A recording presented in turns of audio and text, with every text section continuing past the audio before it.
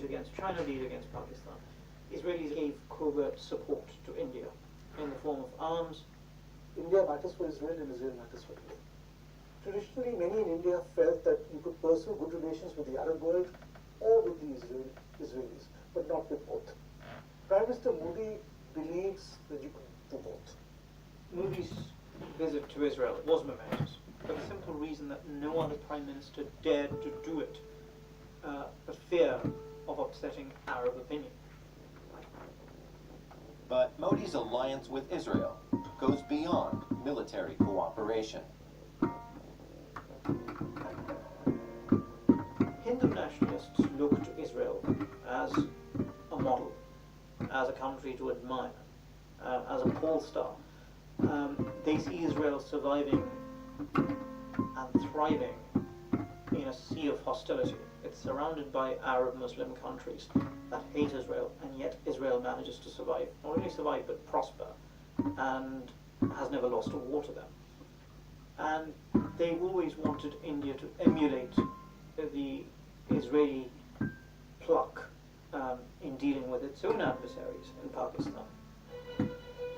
Bolstered by his new international respectability and achievements, Modi was preparing to move forward at home with his Hindu-first agenda.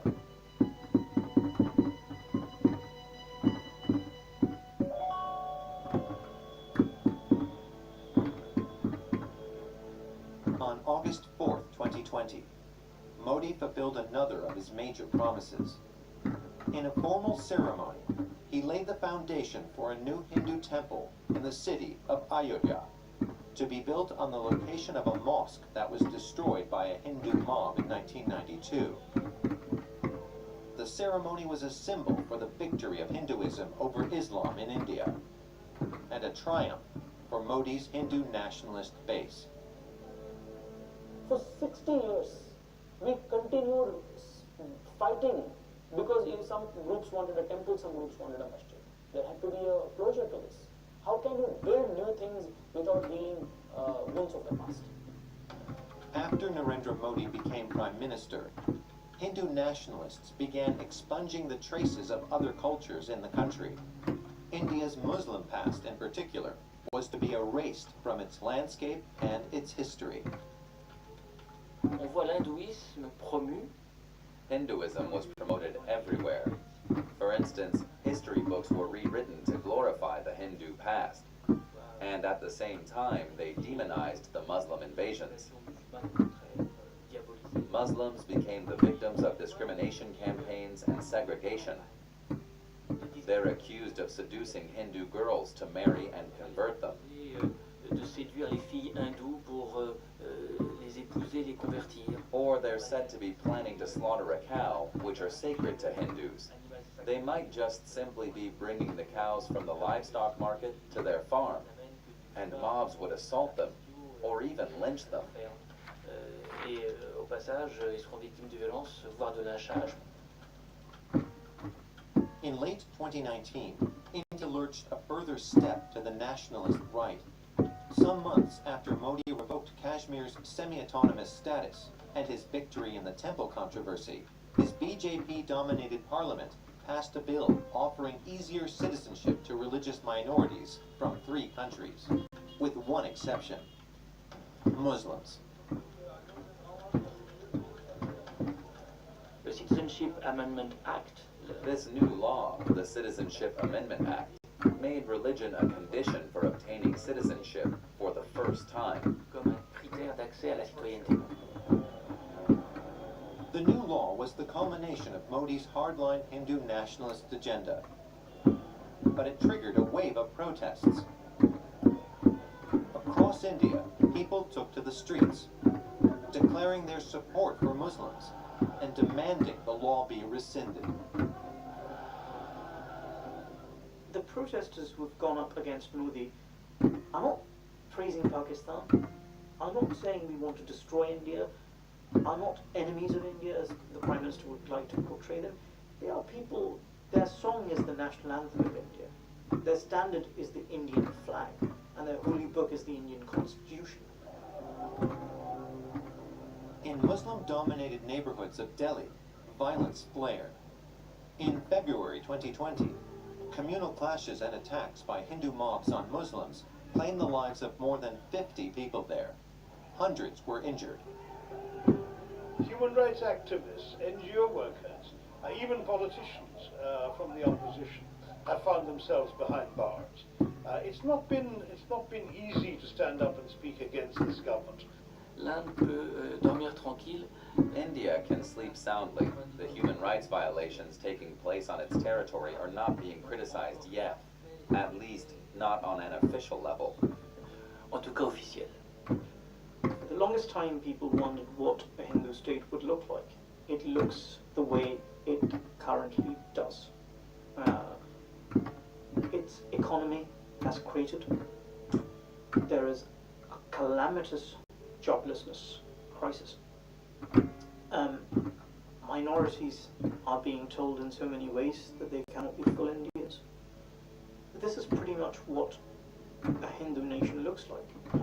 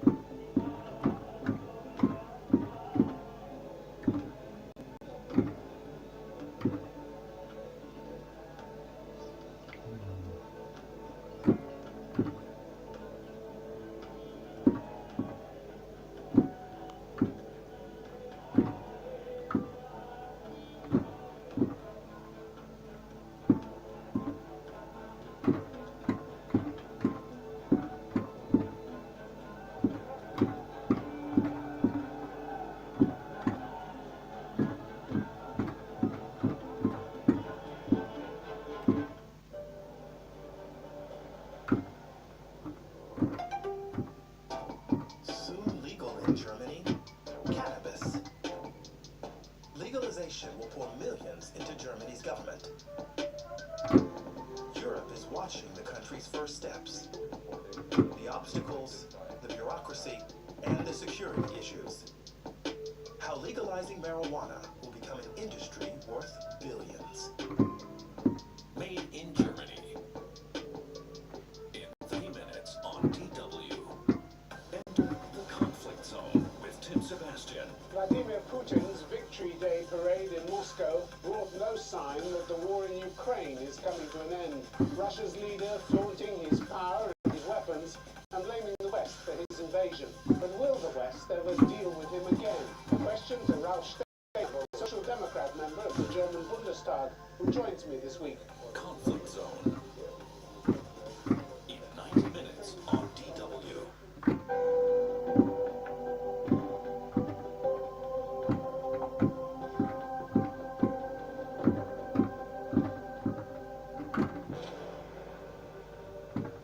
One of mankind's oldest ambitions could be within reach.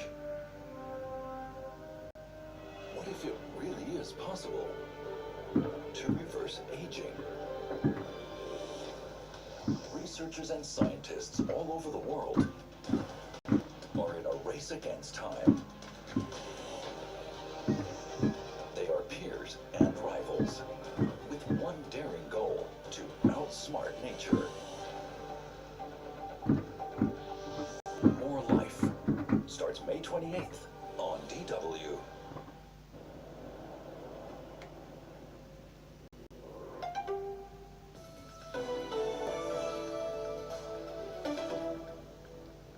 This is DW News, and these are our top stories. Ukraine is proposing a prisoner swap as it tries to resolve a bloody standoff at the Azovstal steel plant in Mariupol. The plan would see badly injured Ukrainian defenders at the facility swapped for Russian prisoners of war. Meanwhile, Ukraine says it has successfully pushed back Russian troops in parts of the country's east.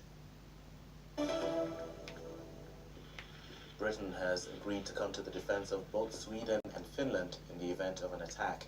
Prime Minister Boris Johnson traveled to Stockholm and Helsinki to sign the agreements. The two countries are considering joining NATO amid Russia's war against Ukraine, but are seeking security guarantees until they become members. Sri Lanka's embattled president has promised political reforms in a televised address. Soldiers have been deployed to quell civil unrest and anti-government protests across the country. Many Sri Lankans blame the president for the current economic crisis and shortages of basic supplies across the country. You're watching DW News from Berlin. You can find much more by heading to our website, dw.com.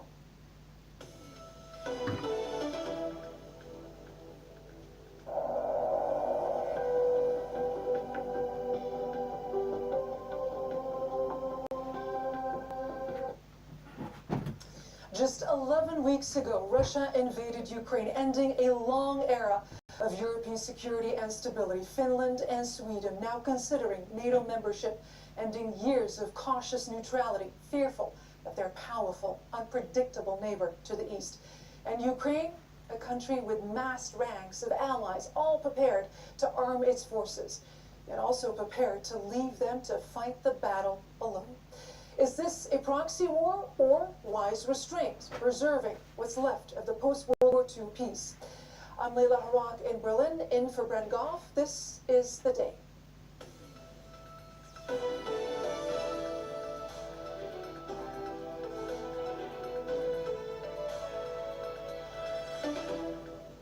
Joining NATO would strengthen the whole international community that stands for our common values.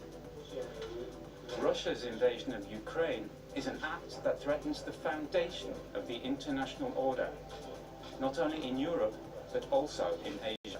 Well, of course, we need protection, but I'm not sure that this is a part of creating more peace in the world. How could this have been possible? Why was no global or European institution capable of stopping this war?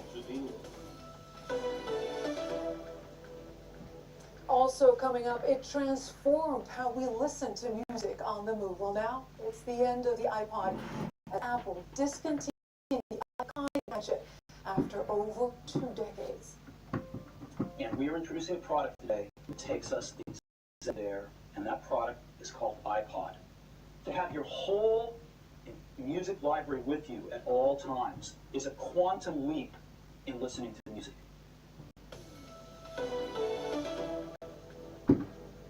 To our viewers watching on PBS in the United States, and to all of you around the world, a very warm welcome.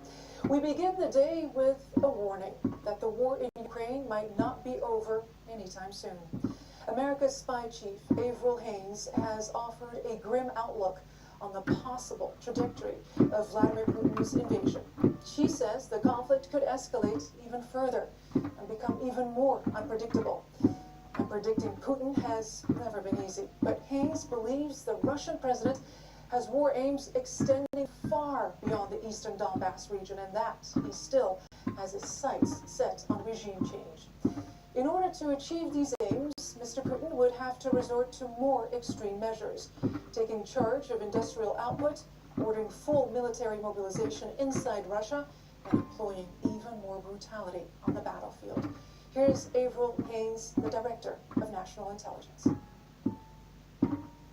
We assess President Putin is preparing for a prolonged conflict in Ukraine, during which he still intends to achieve goals beyond the Donbass. We assess that Putin's strategic goals have probably not changed, suggesting he regards the decision in late March to refocus Russian forces on the Donbass as only a temporary shift to regain the initiative after the Russian military's failure to capture Kyiv. Well, it was because of concerns of the future course of the war in Ukraine that British Prime Minister Boris Johnson traveled to Sweden and Finland today. There, he signed agreements to come to their defense in the event of an attack. The possible aggressor was not named, but the agreements were clearly aimed at deterring Russian President Vladimir Putin from aggressive action. We are taking another step to strengthening our bilateral defense and security cooperation at the strategic level. And I'm very happy that you have come here today for the signing of our bilateral political declaration of solidarity. The war in Ukraine is forcing us all to to make difficult decisions. But sovereign nations must be free to make those decisions without fear or influence or threat of retaliation. And if either country should suffer a disaster or an attack, the United Kingdom and Sweden will assist each other in a variety of ways.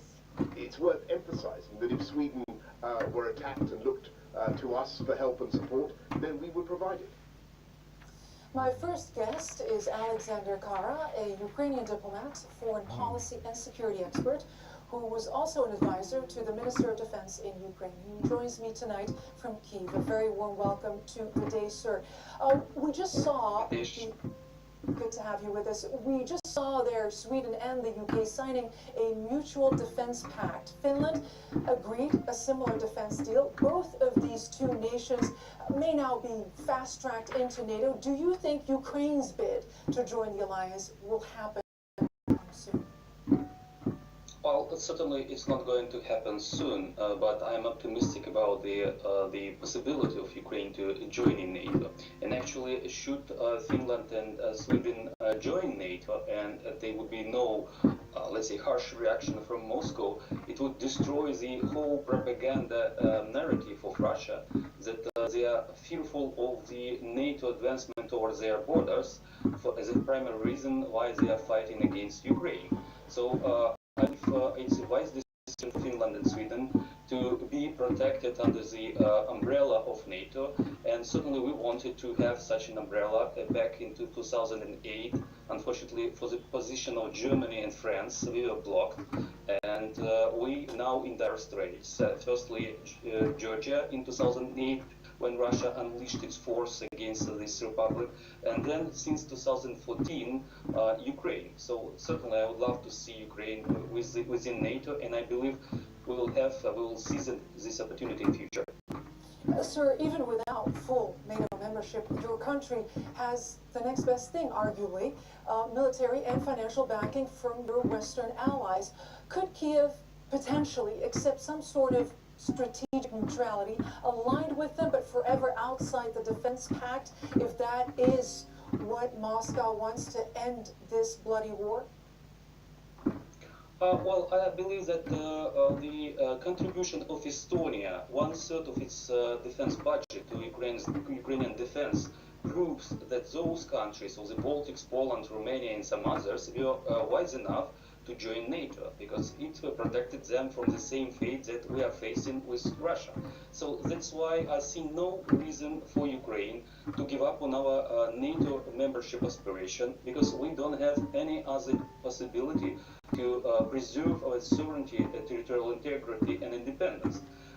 Russia attacked us when we were a non-bloc country back in 2014, and it shifted the public opinion towards NATO membership decisively, from something like 45% to 60 and 80 later on.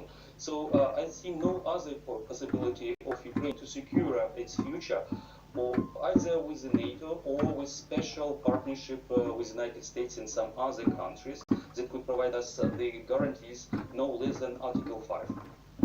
Now, sir, you're a diplomat, and there has been some decidedly undiplomatic language between Berlin and Kyiv in recent weeks, and some of it was born out of Germany's past policies to forge closer ties with Russia. Our Washington bureau chief Ines Pohl spoke to Christoph Heusgen, who was the foreign policy advisor to Chancellor Angela Merkel. I want to play a clip for you to listen to, and then get your reaction, if I may. Basically, I think the idea that we had since the end of the Second World War, after the name of Germany, 27 million Soviets were killed. I think for us to try and get into a better relationship with Russia, to build bridges, I think was the right policy. We just have to realize that Russia today is ready to destroy all these bridges that we have been trying to build. Mr. Kara, the Christian Heusgen, rather, they're defending Germany's policy of change through trade. Is he defending the indefensible, in your opinion? Oh yes, sure. Because first of all, for some reason, Germany feel guilty about Jews being killed during the Second World War, and Russians, rather than Belarusians and Ukrainians, who actually the bigger number than Russians were killed by the Nazi during the Second World War, and the whole war was on our territory, not on Russian territory. So that's why this the whole idea that there is a special guilt towards Russia and building all those bridges is something of special interest. And actually, I would quote the leader of the Social Democrats. Recently, he announced that his party is changing or revising Ostpolitik towards Russia and other countries, and he admitted the wrongdoing of such a thing like overestimating Russian importance and underestimating the concerns of the Central and Eastern European countries. So I believe this is the right way how to reassess the mistakes of the consequent governments in Germany and reading of Russia in general, and certainly this ignorance of Germans towards the Central and Eastern Europeans in their, let's say, feeling and understanding of Russia much better than the so-called old Europeans. So I believe we can mend this. And possibly there are some mistakes from Ukrainian side. We haven't been trying to make Germans feel guilty for all those committed crimes during the Second World War, like Russia has been doing and underlying its importance in defeating Nazi. But we were doing it from an absolutely different point of view, because we've seen that Germany and Germans realized those crimes, and they changed themselves to completely. And it's a different case with Russia. What we are seeing now, this aggressive war against Ukraine, it's the roots of this is that communism was not condemned like Nazism in Nuremberg process. And today's Russian ideology is based on imperialism and communism band together, even though it's incomparable things from the same mind. So we would like to see more changes in the thinking of Germans with regard to Russia and with regard to not just Ukraine, but the whole bunch of countries to the east of Germany. Right, Alexander Kara, Ukrainian diplomat, foreign policy and security expert. Thank you for your time. Thank you for the invitation. United Nations monitors say more than 200 children have been killed in this war and more than 400 injured. And UNICEF says nearly 2/3 of Ukrainian children have been forced to flee their homes. A camp for internally displaced people in western Ukraine is trying to meet the needs of school-aged children whose lives have been upended. Our correspondent, Emmanuel Schas, paid them a visit. It takes a village to raise a child, and war times are no exception. Here in Ivano-Frankivsk in western Ukraine, locals have mobilized resources and manpower to give young displaced children a safe haven. Marta and some friends set up this safe space with the support of NGO Mercy Corps. When the war started, we really wanted to make a bigger contribution, and we saw so many people who are new to our city with the families, and we also saw there was a big need in taking care of the kids while parents are trying to figure out their life here in our city. And together with my friend who is in education area, we opened the school camp. The school camp brings a semblance of normality back to the lives of these children. Still, all of them miss home. We play doctor and hairdresser with my friend. I want to go home. I'm from Kyiv.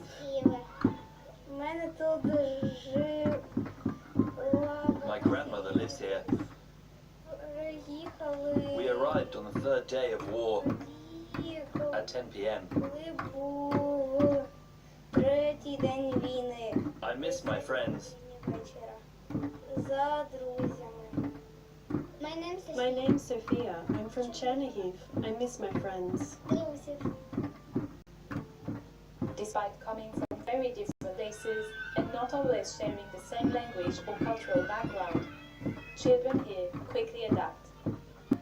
When kids from different parts of Ukraine talk to each other, it's very good. They share experiences.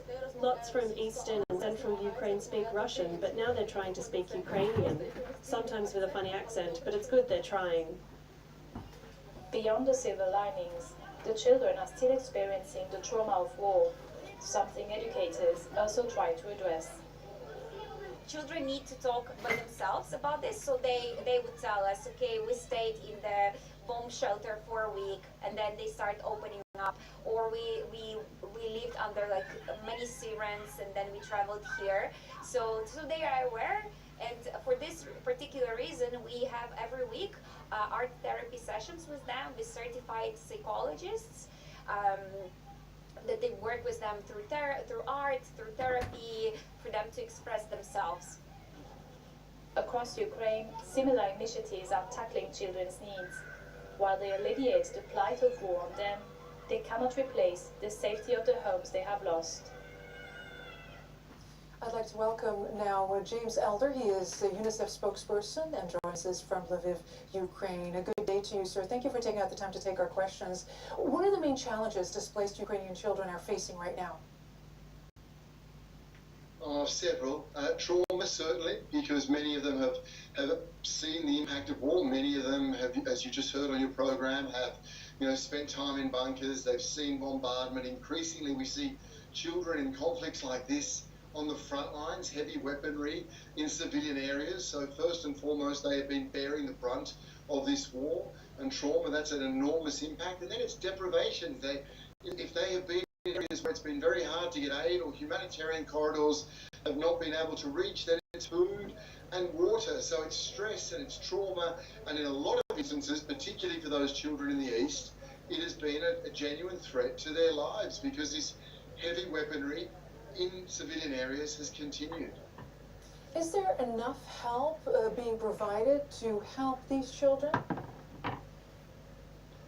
I mean, the most critical help at the moment is for this war to stop. So no, there's not. It's impossible to say that there is enough help for these children, because the sheer scope and scale and speed of this conflict and what it's been for children is something we haven't seen for 70 or 80 years in Europe or the world. We're talking about almost a child has been displaced from their homes in Ukraine almost every second since this war started. That's mind-boggling. Almost every second since the war started. When we say displaced, we of course, fleeing homes under bombardment. Of the millions who've had to leave their country, Ukraine, most of them have had to leave their father. So there's an enormous effort going in, aid agencies across. I've just been with UNICEF watching frontline support of everything from counsellors to nutrition to medical supplies, but it can't possibly still meet the need, because the scale of the attacks, so the impact on children, remains so horrendously large. What difficulties could children be facing, once they try to readapt to life without war? I mean, we pray that there is life without war. I think for those children, obviously, who are now in, Poland or Germany or Moldova, it is life without war. That's still tumultuous. Anyone who moves house or cities knows, how the upheaval of moving for them. Moving country at a time of war, having been through that trauma, and for the vast majority of these children, having left their father behind, is incredibly difficult without language skills. So that's why it's so important that the governments of Europe and the people of Europe, do welcome them, are empathetic to understand what they've endured. I've spoken to hundreds of Ukrainians. None of them want to leave. They'll all offer much to the countries they arrive in, but they all want to be back in their homes. So I think it's understanding and empathy about what they've been through, and of course social services to bring those children into education systems. And in conclusion, sir, what can parents do to help their children overcome the trauma? Well, it's a great question. I mean, at the end of the day, parents still are the frontline responders. It's the mums and dads, increasingly the mums, who are the first people to respond to that trauma of that child who has seen something horrendous, or has seen another air raid siren and is learning that, an air raid siren means get out of bed and run to your bunker. They're critical. So it's two parts. One is, what can we do for parents? That's why organisations like UNICEF getting cash to parents is critical, because parents have been through trauma. And then mums and dads, they need to try and create places of normalcy. They need to try and, stay away from news for a while, get online where we have education programs, do anything they can to break the routine of war for children, which is incredibly difficult when their nation's under attack. James Elder, UNICEF spokesperson. Sir, thank you very much for your time. Thank you. Apple is saying goodbye to the iPod, the tech that changed the way we listen to music on the go more than 2 decades ago. The company decided to stop production of its latest model, the iPod Touch. Well, the first iPod had a scroll wheel and the capacity to store a whopping 1,000 songs in your pocket. The latest version was launched in 2007, the same year that the equally iconic iPhone hit the market.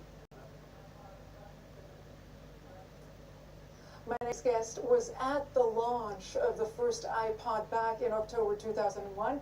Ina Fried is the chief technology correspondent for the news platform Axios, and she joins me from San Francisco in the United States. So good to have you with us, Ina. You were at that very exciting launch. Just how groundbreaking was the iPod back then? I mean, it really was. There weren't a lot of other hard drive-based music players on the market. So what that mostly meant at the time is, and if you weren't carrying your Walkman, which many people still were, playing cassette tapes, you could store a few songs, maybe an album or two if you bought the most expensive version. Here, this let you take most of your music library with you and play any song you want. There were no streaming services. This was the most music you could take with you, really, anyone had ever seen. Indeed, I remember it clearly like the day yesterday. Now, Apple is pulling the plug on iPod production after over 20 years. Why? Well, the iPod had really become integrated into your smartphone. Very few people carry both an iPod and a smartphone. It's just easier to keep your music. All those features are there. The iPod Touch had served one important purpose, which Apple will still have to figure out, which is for parents that didn't want to give their kids a phone yet. And it sort of served as kind of a gateway into the iPhone ecosystem. So kids were already buying apps and getting used to the iPhone even without the iPhone. And as you're reporting, I think we can all understand and accept that the features of the iPod are now available in other Apple products like the iPhone, as you've been reporting. But this is still a bitter pill to swallow for those who grew up with it and hold it dear to their hearts. I count myself one of them. For sure. I have a bunch of old iPods that still work with me, and I'm looking forward to keeping them for a long time. Now, what about Apple itself? I mean, how important was the success of the iPod for the company? Remind us. It was hugely important. You know, people forget Apple basically only made the Macintosh, and the Mac controlled about 5% of the market at the time. So Apple was a niche player in the computer market. The iPod is what let them expand and pave the way. You know, now they're a consumer electronics giant, the most valuable company in the world when it comes to tech. But back then, this was really the key to getting out of being a niche player in personal computers. Now, I'm going to put you on the spot, and I'm going to ask you to gaze into your crystal ball. How will we listen to music on the move in the future? Any clues? Well, it's already changed. A lot of people are already listening to them on wireless earbuds, things like AirPods or Google's Pixel Buds. I think some of those features will eventually migrate to these augmented reality glasses of the future. It'll take a long time for them to get here, but you know, 5 or 6 years from now, I think we'll be listening to music and a lot of the things we turn to our phone for from our glasses. But they're not very cool, you know, those glasses. They really still have to work on them. Ina Fried, the chief technology the chief technology correspondent for the news platform Axios. I'm not sold yet, Ina. Thank you so much. Pleasure talking to you. Thanks.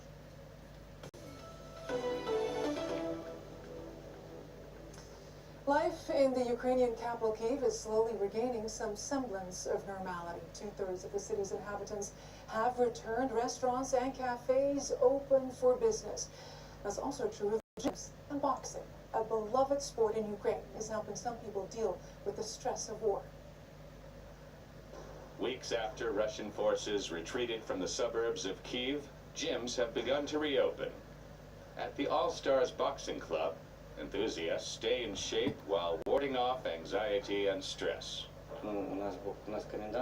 With the curfew in the city and restricted movement, we needed some place to blow off steam and discharge emotional tension. Naturally, this helps a lot. For the past 2 decades, Ukraine has excelled in the boxing world, with their fighters gaining a reputation for speed, movement, and fighting IQ. Skills that also appear to have helped on the battlefield. We have a strong boxing school, I believe. Usyk, Lomachenko, the Klitschko brothers, all our boxers who are world famous and have achieved impressive results. These amateur athletes say boxing clears their head and keeps them ready for whatever lies ahead. It's quirky, it's camp, and it's the world's biggest live music event. The Eurovision Song Contest is back this week with qualifying rounds underway in Turin, Italy.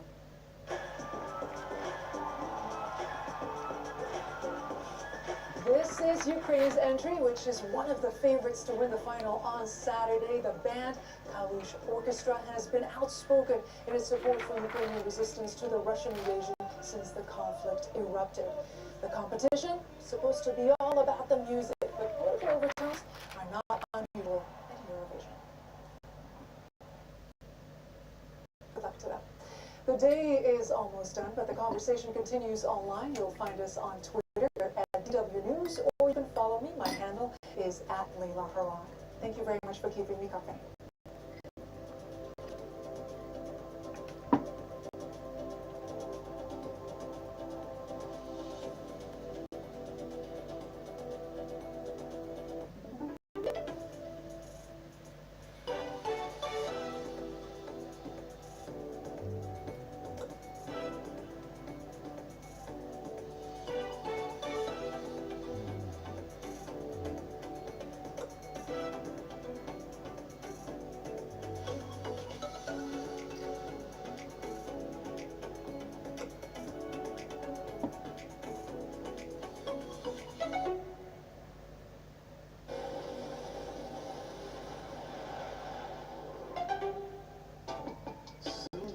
Germany, cannabis.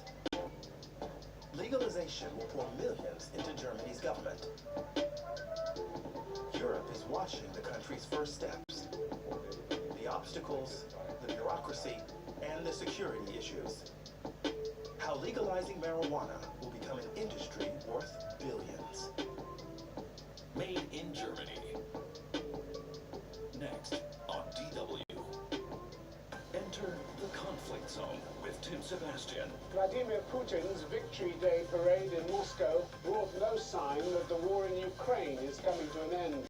Russia's leader flaunting his power and his weapons and blaming the West for his invasion. But will the West ever deal with him again? A question to Ralf Stegner, Social Democrat member of the German Bundestag, who joins me this week. Conflict zone. In 60 minutes on DW.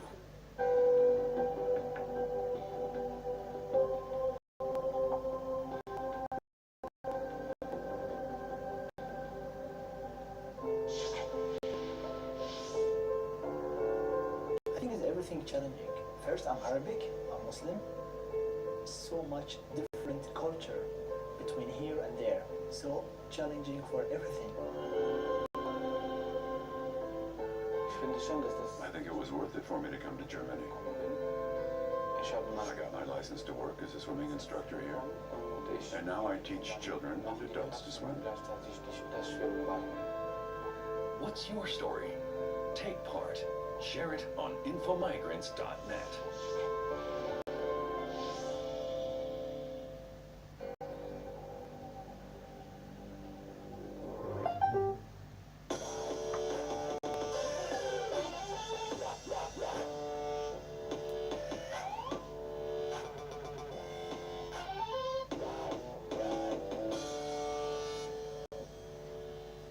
The solution to Europe's energy problems may well come across the seas. Huge ships filled with liquefied natural gas could sail to the continent's rescue, ending its dependence on fuel piped from Russia on this week's.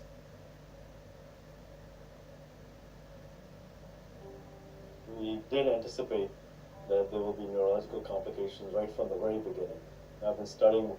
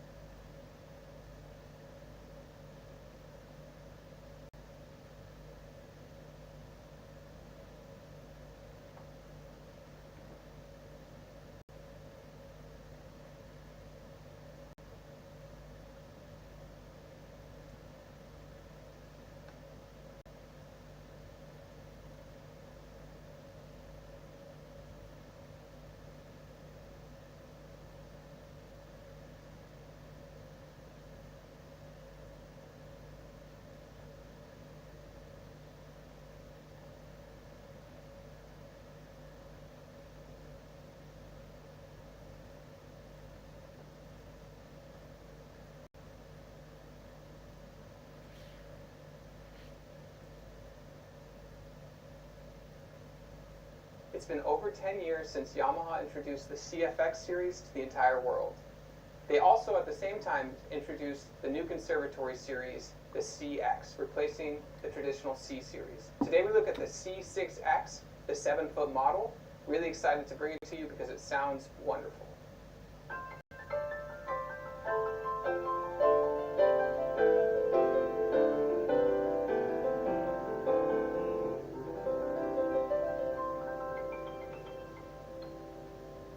Hi, this is Ted with the Alamo Music Center in downtown San Antonio, Texas. I'm Patrick Marr. You can find us online at alamomusic.com.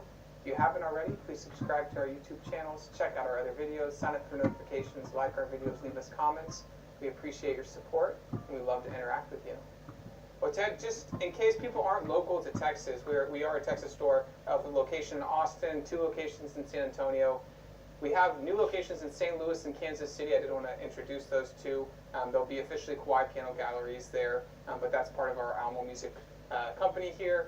And also, we have Michigan Pianos with a partnership with Evola Music. Deal. And so if you're in Detroit, if you're in Traverse City, come see us because we would love to share the joy of music and pianos with you. But today we are looking at a fantastic instrument. You have always said 7-foot pianos are near and dear to your heart. They really are, and it's kind of funny because the Yamaha C6 is, 6 and 11 3/4 or 7-foot piano. And it seems like in the last 20 some odd years we've only had very few of those come through. It's not a piano that people come in and want. You see a lot of C3s, C5s, and C7s. Absolutely. You don't really see C6 that often. And I've always liked the C6s mostly because even before they changed to the CX series, before they changed, it was the dullest sounding of all the grand pianos. I don't know how, by dullest sounding, when you got them grand pianos, I don't know how, by dullest sounding, when you got them brand new, it was a piano that said, play me, and I'll sound better every time you touch me. Well, what's the one gripe that some people will say about Yamaha? They're too bright. Yeah, and you hear that, and for better or worse, that's what people will say. Who knows if it's true? Piano can be voiced in many different ways. But if you go to forums, if you talk to someone at a Steinway gallery, if you talk to people around, they'll usually say, "Oh, Yamahas are bright, they're brittle." But you're saying so the 7-foot Yamaha.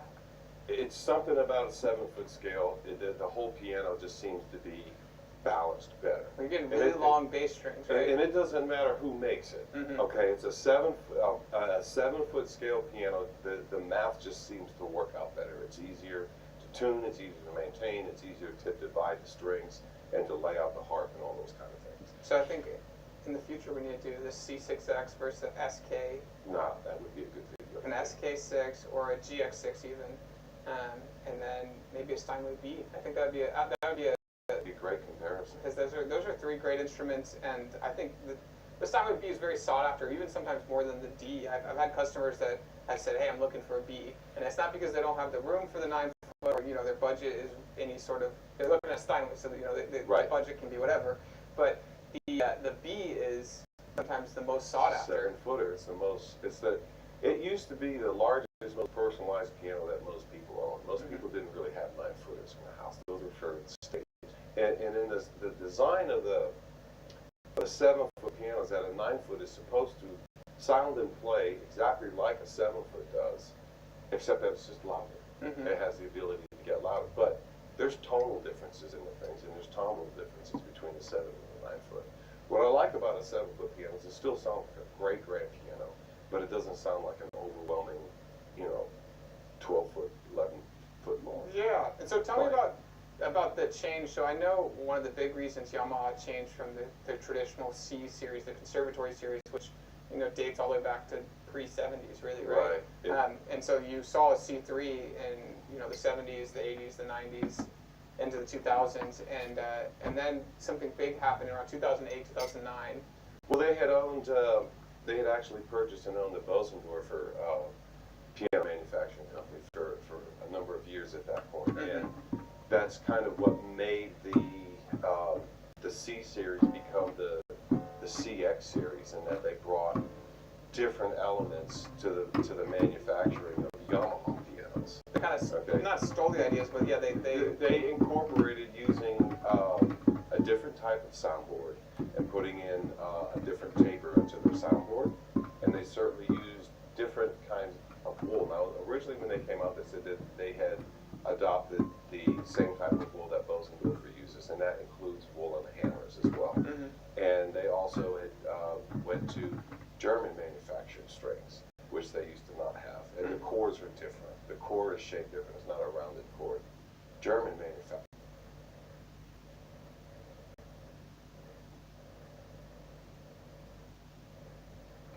To CNN, new images showing Russian pontoon bridges obliterated by Ukrainian artillery strikes. Kremlin forces were trying to cross a key strategic river in eastern Ukraine, but Ukrainian attacks have frustrated those Russian attempts, at least so far. For more on that, let's bring in the former Ukrainian Prime Minister, Arseny Yatsenyuk. Prime Minister, thank you so much for joining us. As you know, Ukraine is clearly having some impressive success in the eastern part of the country.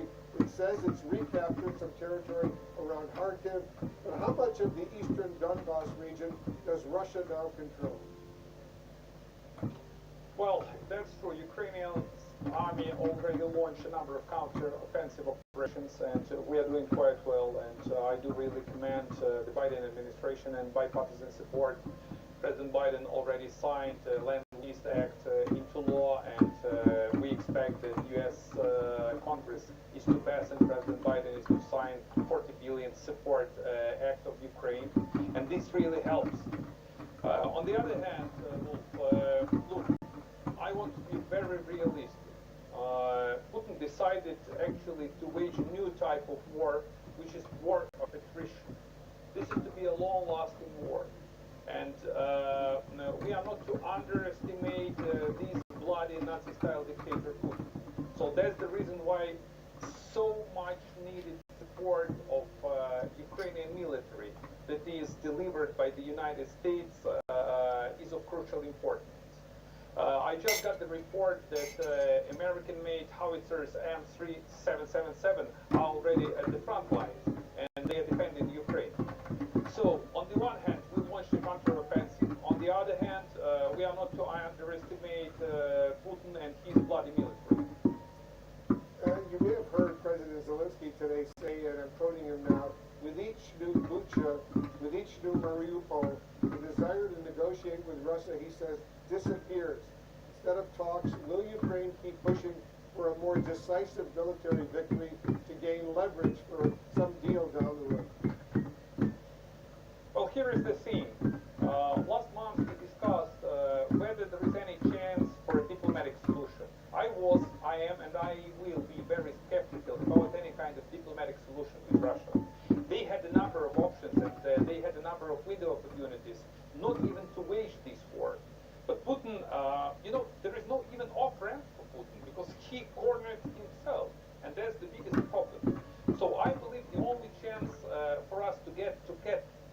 any kind of deal is to win at the battlefield. The only victory is the victory of Ukrainian military, which is to reclaim the territories that have been occupied by the Russian military. And only afterwards, Putin may be to realize that there is no other option rather than to push back and to sit at some kind of negotiating table and to hammer out the deal. But the deal is very clear. Ukraine is to restore its territorial integrity, and Russia is to respect Ukraine as an independent country. And the speedy delivery of the U.S. weaponry, the howitzers, and all the other equipment that will certainly help in your efforts. So the former Ukrainian Prime Minister Arseniy Yatsenyuk, No doubt. thank you so much for joining us. I want to continue our conversations down the road. Appreciate it very, very much. Thank you.